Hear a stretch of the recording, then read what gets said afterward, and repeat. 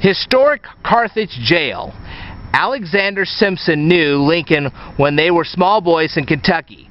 Like Lincoln, he moved to Illinois in the 1830s and arrived in Carthage in early 1844, just as contention with the Mormons was peaking. In 1858, Simpson was the most optimistic of local Lincoln enthusiasts during the Senate race. He hosted Lincoln in his home in Carthage on October 22, 1858. The house became a focal point of the grand procession of wagons and carriages that streamed into Carthage from all directions.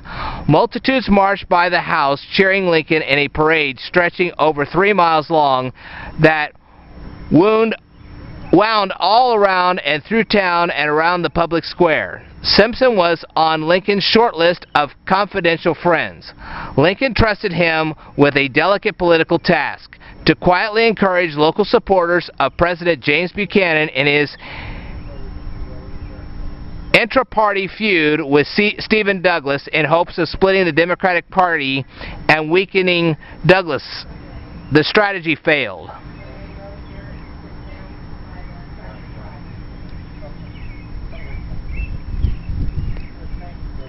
Simpson's home, which stood at the southwest corner of Cherry and Marion Streets, now razed, was where Lincoln stayed in 1858.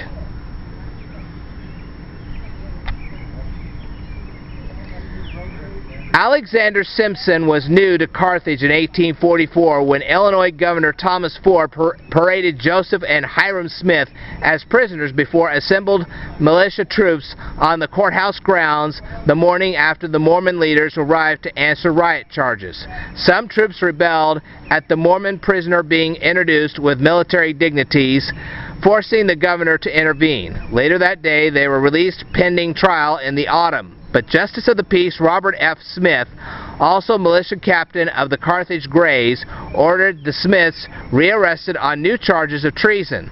The courthouse was crowded to suffocation when the prisoners were escorted there through menacing crowds the next day, June 26, 1844.